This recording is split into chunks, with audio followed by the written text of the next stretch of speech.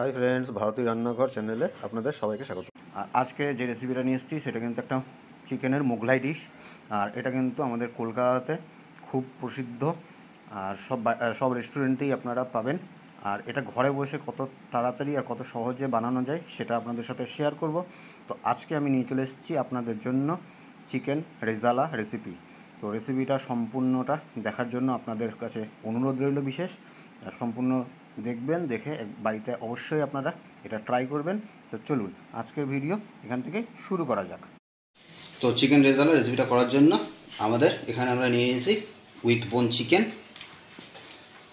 আর এখানে আমরা নিয়েছি 700 গ্রাম চিকেন। আর এখন চিকেনটাকে আমরা প্রথমে ম্যারিনেট করবো। আর ম্যারিনেট করবো প্রথমে আমরা আদা রসুন পেস্ট বড় চামচের 1 চামচ,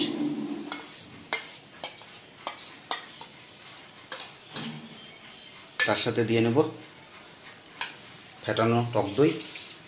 এখানে আমি 150 গ্রাম টক দই ব্যবহার করেছি, ফেটিয়ে রেখেছিলাম। তারপর দিয়ে নেব স্বাদ মতো লবণ,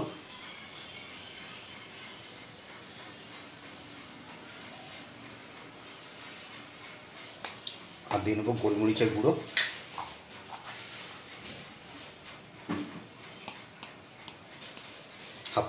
হাফ চামচের মতো, আর দিয়ে নেব সাদা তেল,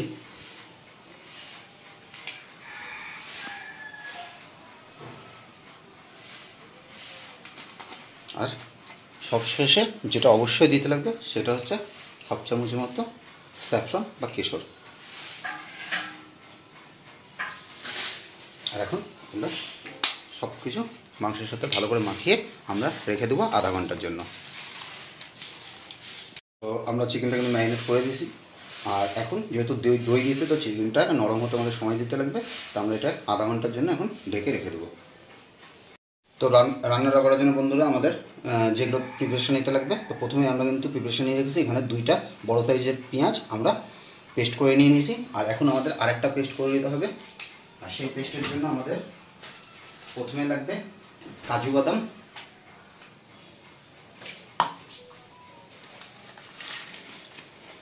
এখানে আমরা 50 গ্রাম কাজু বাদাম ব্যবহার করব। আর তার সাথে লাগবে 2 চা চামচ পোস্ত।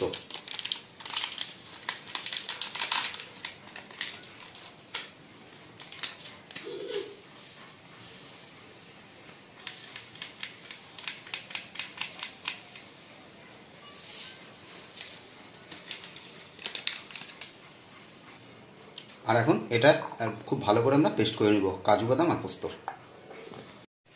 তো রেসিপিটা করার জন্য বন্ধুরা আমাদের একটা মশলা বানিয়ে নিতে হবে।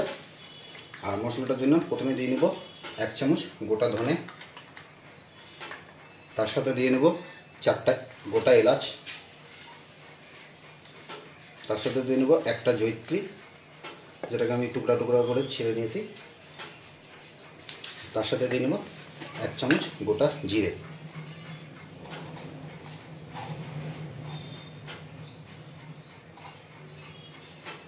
আর এখন এটাকে একবার ভালো করে রোস্ট করে তারপর এটা কিন্তু ঠান্ডা করে এটাকে পেস্ট করে নিতে হবে আমাদের। তো এখন গ্রেভিটা আমরা রেডি করে নেব। আর গ্রেভিটা রেডি করার জন্য আমি প্রথমে দিয়ে নিচ্ছি কড়াইয়ে 2 চামচ সাদা তেল,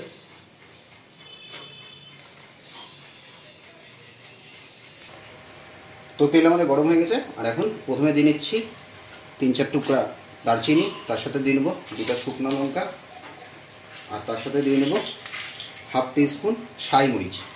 আপনারা নর্মাল গোলমরিচও ব্যবহার করতে পারেন।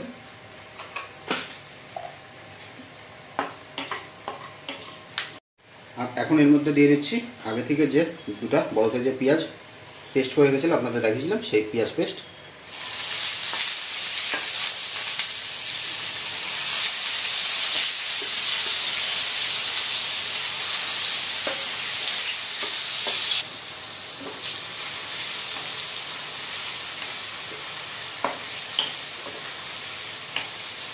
তো আমাদের পেঁয়াজ কিন্তু ভাজা হয়ে গেছে। আর পেঁয়াজ কিন্তু বন্ধুরা খুব বেশি ভাজার দরকার নেই, সামান্য হালকা রং আসলেই হয়ে যাবে।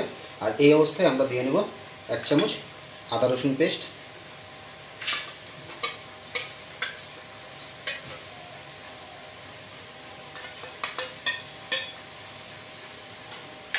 আর এখন আদা রসুন পেস্টটা পেঁয়াজের সাথে ভালো করে মিক্স করে নেব।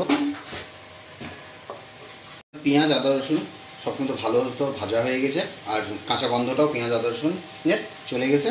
আর এখন সময় হয়ে গেছে আমাদের যে ম্যারিনেট করে মাংসটা রেখেছিলাম সেই মাংসটা দিয়ে নেওয়ার।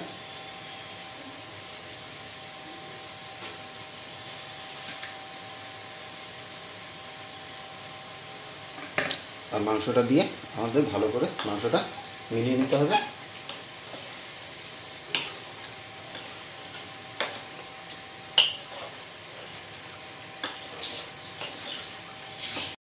আর এখন বন্ধুরা আমরা মাংসটাকে 15 মিনিটের জন্য ঢেকে দেব। তো আমাদের 10 মিনিট হয়েছে বন্ধুরা। আর 10 মিনিট পর আপনাদের দেখানোর জন্য আমি ঢাকনাটা খুলে দেখাচ্ছি। দেখুন দই থেকে কিন্তু তেলটাও আলাদা হয়ে যাচ্ছে আর সুন্দর একটা কালার চলে এসছে। কিন্তু দেখুন গ্রেভিটা একদমই পাতলা। তো আমি গ্রেভিটা আরও 5 মিনিটের জন্য ঢেকে দেবো, গ্রেভিটা মোটা হওয়ার জন্য। তো বন্ধুরা 5 মিনিট হয়ে গেছে, আমরা চলে এসেছি। আর গ্রেভিটা কিন্তু এখনও দেখুন পাতলাই আছে। তো আমরা গ্রেভিটাকে মোটা করার জন্য এর মধ্যে দিয়ে নেব যে কাজু আর পোস্তর পেস্টটা বানিয়ে রেখেছিলাম, সেই কাজু পোস্তর পেস্টটা। আর এটা দেওয়ার সাথে সাথেই কিন্তু একবার ভালো করে মিলিয়ে নিতে হবে আমাদের।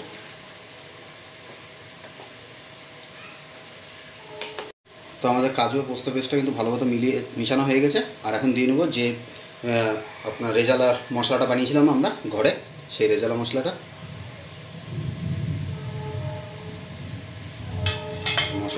একবার ভালো করে আমরা মিক্স করে নেব।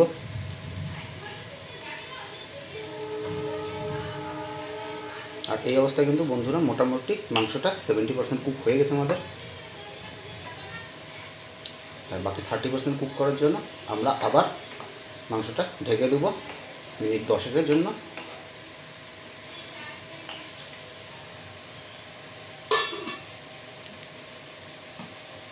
বন্ধুরা সময় হয়ে গেছে, পরিমাণ মতো লবণ দিয়ে নেওয়ার। লবণটা দিয়ে একবার ভালো করে লবণটা মাখিয়ে নেব।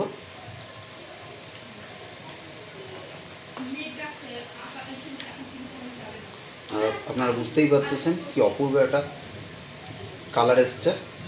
আর গন্ধরে বন্ধুরা যে গন্ধটা বেরাচ্ছে সেটা আপনাদের বলে আমি বোঝাতে পারবো না, একটা অপূর্ব গন্ধ বেরাচ্ছে।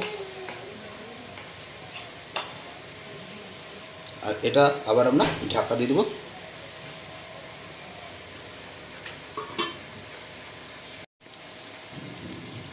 তো আমাদের কিন্তু চিকেন রেজালা রেডি হয়ে গেছে। আর এখন এটা শেষ করব উপর থেকে হাফ চামচ কেওড়া জল দিয়ে।